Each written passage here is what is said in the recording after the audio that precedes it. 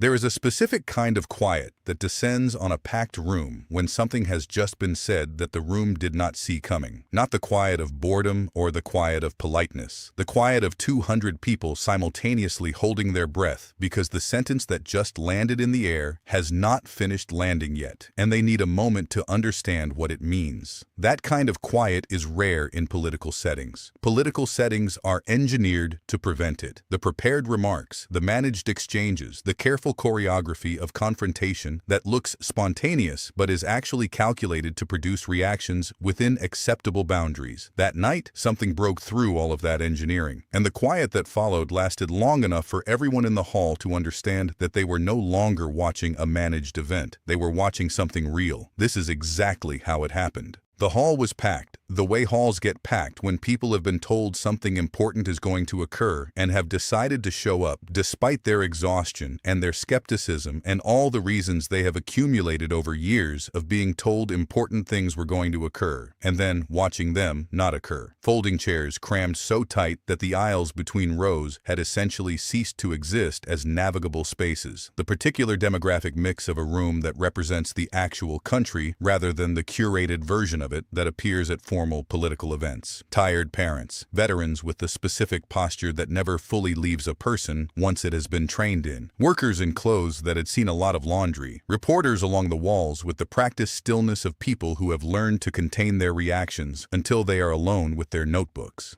Barack Obama walked out without fanfare. No dramatic entrance music, no prolonged build-up, just steady steps across the wooden floor. The walk of a man who does not need the room to prepare itself for him. He reached the podium, adjusted the microphone with a small practiced movement, and looked straight out at the crowd for a moment before saying anything. When he started talking, his voice was at the register he uses when he wants people to lean forward rather than sit back. The register that communicates something that needs to be received rather than performed at. He said he knew a lot of them were barely keeping their heads above water. He said their grocery bill had jumped another $30 that month and they were eating ramen 3 nights a week so the kids could have milk. He said rent was consuming half the paycheck before it was even cashed.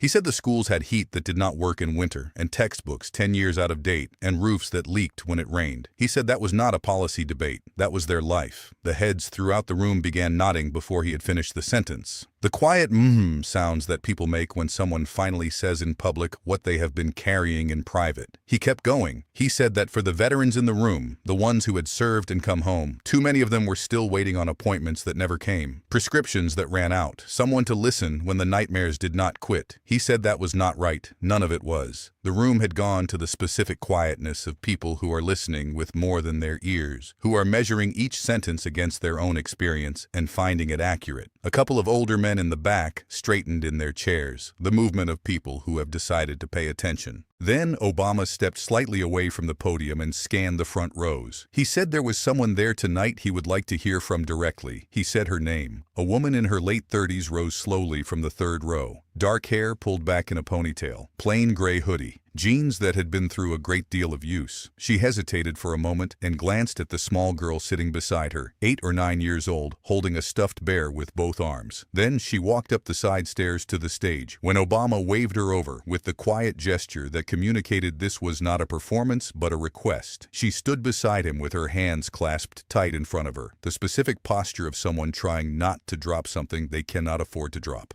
Obama did not take over. He handed her the microphone and stepped back half a pace. He told her to say what happened with her son. His voice was gentle in the way that gentleness functions as a genuine quality rather than a political strategy. She swallowed, looked out at all the faces, started speaking in a voice that shook at first and then found its footing. Her son's name was Ethan. He was 6. Last winter he had gotten very sick, a fever that would not break, a cough so bad he could not sleep. The pediatrician said he needed tests, possibly specialists, but their insurance deductible was $8,000. They did not have $8,000. They tried payment plans. They tried everything else available to people who have tried everything. In the end, they waited it out at home with Tylenol and prayers. She paused. Her eyes were bright under the hall lights. He got better, she said, barely. But she still woke up every night to check if he was breathing, and she knew she was not the only one in that room who had done that. The silence that followed her words had weight. A few sharp intakes of breath from different sections, quiet curses, the kind people exhale rather than speak, chairs creaking as people shifted under the physical sensation of what she had just described arriving in their chests. A veteran in the fourth row wiped his eyes with the back of his hand, in a motion he clearly tried to make invisible. She said she had not come to cry. She had come because somebody needed to hear that this was not just her story. It was a lot of theirs. Obama put a hand lightly on her shoulder for one moment, then took the microphone back. He thanked her, voice low, carrying to every corner. He said that was exactly why they were there that night. He turned back to the crowd and said this was not about left or right. It was about whether the people running things actually saw the people they were running things for. Because right now, he said, too many of them did not. The applause that followed was not the calibrated response of a political audience reacting to a prepared line. It was the sound that happens when people feel seen by something, and their hands move before their minds give the instruction. Maria walked back to her seat with her head up, and the little girl hugged her immediately when she sat down, the stuffed bear pressed between them. The hall lights adjusted. The murmurs had barely settled when the side door banged open with the specific sound of someone who does not use doors gently entering a room. Donald Trump came out the way he always comes out, with the chest forward and the eyes already scanning for the room's reaction, the body language of a man who has decided he owns the space before anyone has confirmed that arrangement. He grabbed the microphone stand and pulled it closer without waiting for an introduction. He looked at Obama, then at the room, and the grin spread with the particular quality it always has, the one that functions simultaneously as a greeting and as a declaration of intent. He called Obama Baldy. He let the words sit there for a beat, the deliberate deployment of a nickname designed to establish tone before content, to signal to his portion of the crowd that what follows will be combative and unpolished, and is proud of both qualities. Then he ran through his material at his characteristic speed. 8 years of the previous administration, the economy in the condition he found it, the borders in the condition he found them, the jobs that had gone overseas. He said they were cleaning it all up now, that they were making America great again, and that the other side hated them for it. His side of the room gave him the response he was calibrated for. The other side of the room gave him what remained. He kept going and called Obama a traitor. Not the word as metaphor or as loose political hyperbole, the word as a direct characterization of the man standing 10 feet away. The crowd noise jumped. Some people shouted their agreement from the back rows. Others hissed or muttered their objection. A mother near the front pulled her child closer to her side. Obama had not moved. He stood behind his podium with his hands resting lightly on the edges, watching Trump with the expression of someone watching weather that has been forecast and is arriving precisely on schedule. When he spoke, his voice was at the same level it had maintained all evening, the level that requires the room to be quiet to receive it, which means it functioned as its own demand for quiet. He said he was not there to trade insults. He was there because Maria had just told them what an $8,000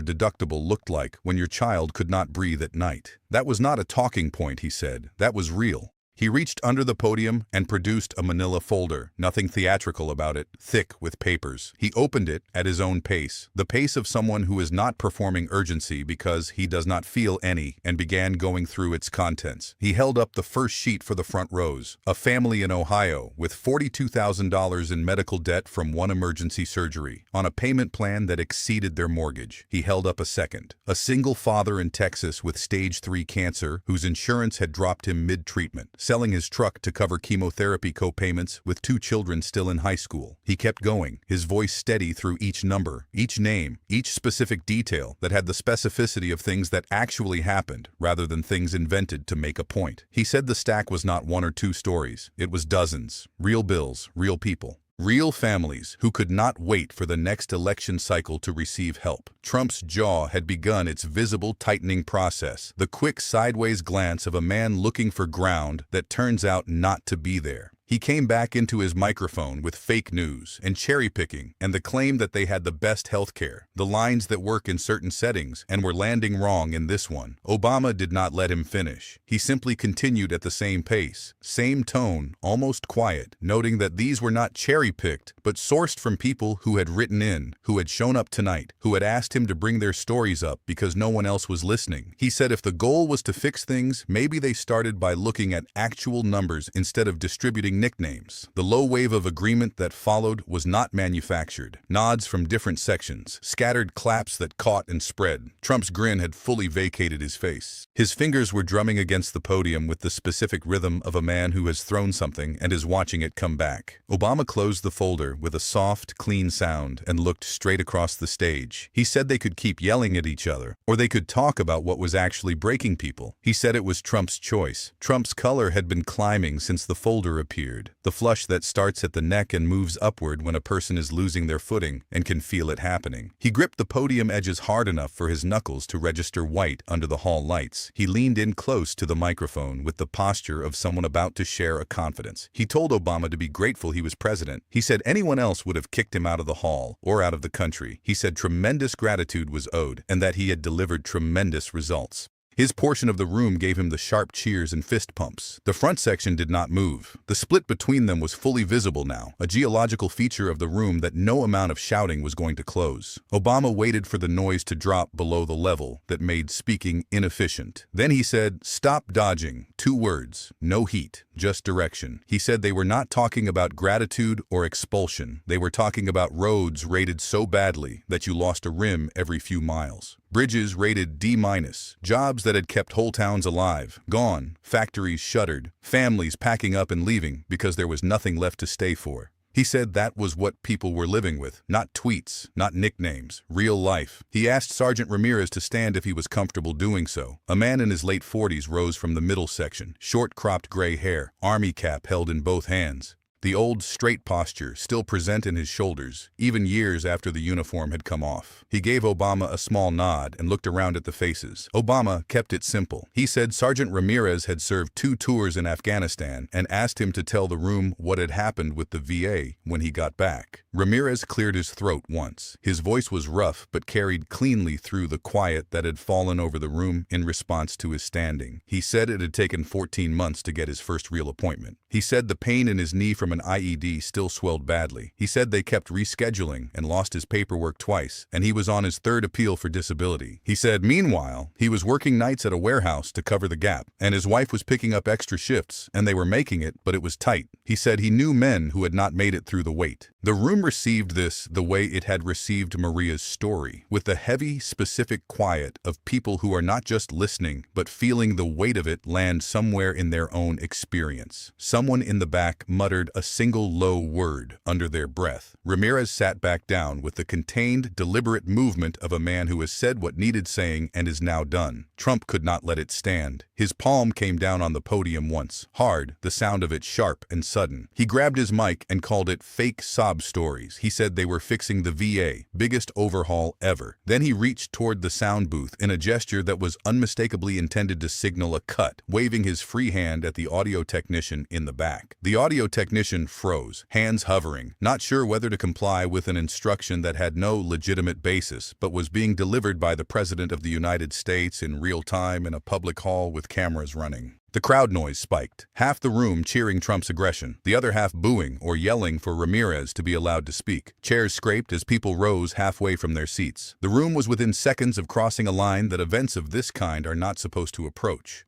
Obama lifted the folder, held it up so the stage lights caught the printed lines sharp and clear. He said it was not a story. He said it was evidence, letters, medical bills, VA rejection notices, real documents from real people who had been waiting years. He said Trump could cut the mics if he wanted, but he could not cut facts. He opened the folder and read aloud without looking down. Sergeant Ramirez's file. 14-month delay confirmed in writing, signed by the regional director, dated the previous year. Another document. A veteran in Florida who had lost his house while waiting on a claim, the foreclosure notice attached. Each page he turned felt heavier than the one before it. Trump's mouth opened, closed, opened again. The words that usually arrive immediately and with complete confidence were not arriving. His face had become a weather system of anger and disbelief, and something that resembled panic at its edges. Scattered claps for Obama began and built, not wild, not triumphant, just solid, the sound of a room shifting its weight from one foot to the other. Obama lowered the folder and looked straight across the stage at Trump with the expression that had served him all evening. Steady, without anger, without cruelty, just clear. He said they could keep trying to shut each other down, or they could look at what was broken and fix it. Trump circled behind his podium with the short, tight movement of a man who cannot hold still and cannot find the argument that will reestablish what he felt when he walked in.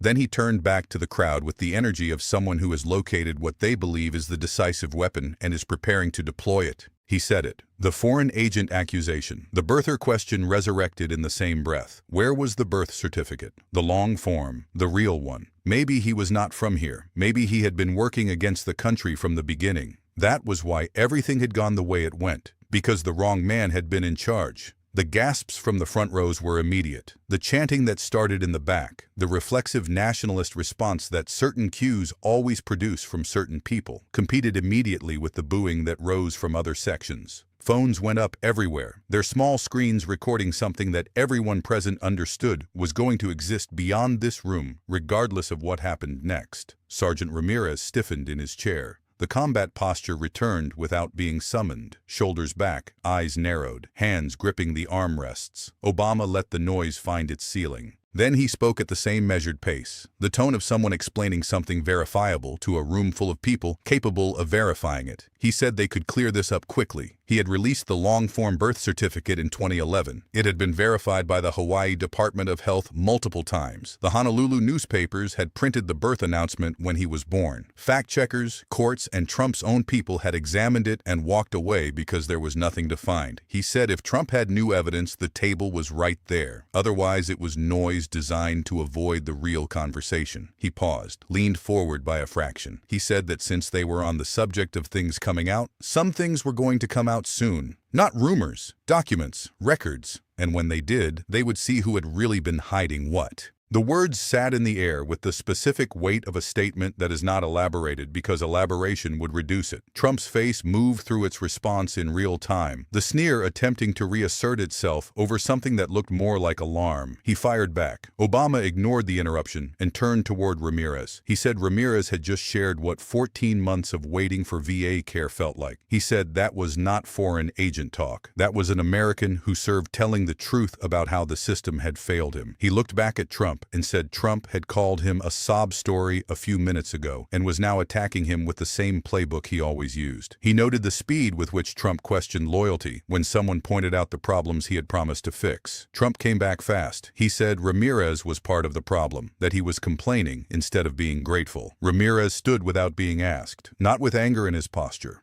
with the specific quality of someone who has decided they are done absorbing something and is going to say so.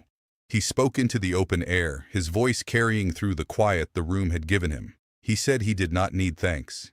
He needed the appointments he had been promised, the benefits he had earned. He said Trump claimed to have fixed the VA and told him to say that to his friend who had died waiting for a cardiac consultation. He said to say it to his wife still working double shifts because his disability claim was stuck in the system. He said that was not gratitude, that was betrayal. Trump pointed at him, told him to sit down, said he was being used. Obama moved forward half a pace. His voice came out firm without being raised. He said Trump did not get to threaten a veteran on that stage, not after what he gave, not after what thousands like him had given. He looked at Trump directly and said that when a soldier who bled for the country called out the wait times Trump had promised to end, and Trump's answer was to shout him down, that was not strength. That was hypocrisy, and everyone in the room could see it. The room's reaction was not unified chaos, but a layered wave of responses from different sections, cheers from some, angry countershouts from others, people rising, people recording, the specific sound of a room that has been brought to its edge and is balancing there. Ramirez did not sit down. He stood with the steadiness of someone who has faced things that make a pointed finger look small and is not impressed. Trump's pointing hand stayed up for a moment and then dropped. His mouth worked with the movements of someone assembling a response that was not cooperating with the assembly process. The crowd noise settled into its uneasy hum, everyone waiting. Obama looked out at the room and spoke one more time at the same low register, the one that functions as its own instruction for quiet. He said this was not about him. It was not even about Trump anymore. It was about whether the people who ran things actually cared when a child was sick, when a town was dying, when service got forgotten. He said that was the only question that mattered that night. The applause rebuilt from its scattered beginning and grew into something solid, the sound of a room that has been brought to a real question and has decided it deserves a real answer. Trump was breathing hard across the stage. The tension between the two men had the specific quality of tension that has been built through accumulated weight rather than dramatic confrontation, the kind that does not dissipate when the scene changes because it has become structural. Obama stood calm at his podium with the folder in one hand and looked straight across at Trump. His voice arrived low and deliberate, the register that commands silence by communicating that what follows is worth being quiet for. He said that if anyone in the room was in the business of proving things tonight, perhaps it was time to address the question of what Epstein's flight logs had documented and whose names appeared in the court-released records that had been public for some time, for anyone who cared to look. The silence that followed was the specific kind that descends when a room has received something it was not prepared for, even though it had been watching the entire evening build toward a rupture. Not a cough, not a shuffle. The sentence was still replaying in people's heads, being parsed and reparsed, the meaning assembling itself in stages. A phone in the front row landed softly in its owner's lap because the hands holding it had lost their grip for a moment. Someone in the back produced a single choked syllable that echoed because no one else was making any sound at all. Trump's response arrived without delay and without any of the calibration that usually shapes his public reactions. His palms came down on the podium hard enough to rattle the microphone stand. His face had gone the deep red that comes from genuine, uncontrolled emotion rather than performed indignation. He called Obama a lowlife. The sentence that began after that word did not finish cleanly. He took a half step forward, his body organizing itself around an impulse that the security personnel along the walls immediately read and responded to, hands drifting toward earpieces, postures shifting. Obama did not flinch, did not step back, did not raise his voice. He lifted the folder again with the slow, almost casual movement of someone reaching for something they have been planning to pick up for some time. He pulled out a single sheet and held it up in the stage lights. He said actions spoke louder than words. He said what he was holding was not speculation. It was a flight log excerpt, court-released records, publicly available to anyone with the interest to look. He said the dates aligned and the names documented included family connections that had been asked about for years and buried just as consistently. He held the paper steady. He did not wave it. He did not turn it into a gesture. He simply let it exist in the light and let the room look at it. Then he set it back on the podium and looked out at the crowd. Not at Trump, at them, at the tired parents and the veterans and the workers who had come that night, hoping for something real. He said these were not attacks for attention. They were questions that people had asked for years and that had been buried every time they got close to something that required an answer. He said if they were going to discuss proof, they should discuss real proof, not nicknames, not old conspiracies that served as distraction. Documents. The silence held for another full beat before it broke. When it broke into layers. A low murmur from the middle of the room, a rapid build into scattered gasps, then cheers from one section, while another section shouted its disbelief, phones zooming on the paper from every angle, flashes firing like a burst of lightning. Sergeant Ramirez rose for the third time that night, slow and deliberate, the movement of a man who has made a decision and is not changing it. He started clapping, hard, steady, the sound of someone who is not performing approval but expressing it. Others followed, row by row, until the hall was carrying a sound that felt less like applause and more like a collective exhale after a long time of held breath.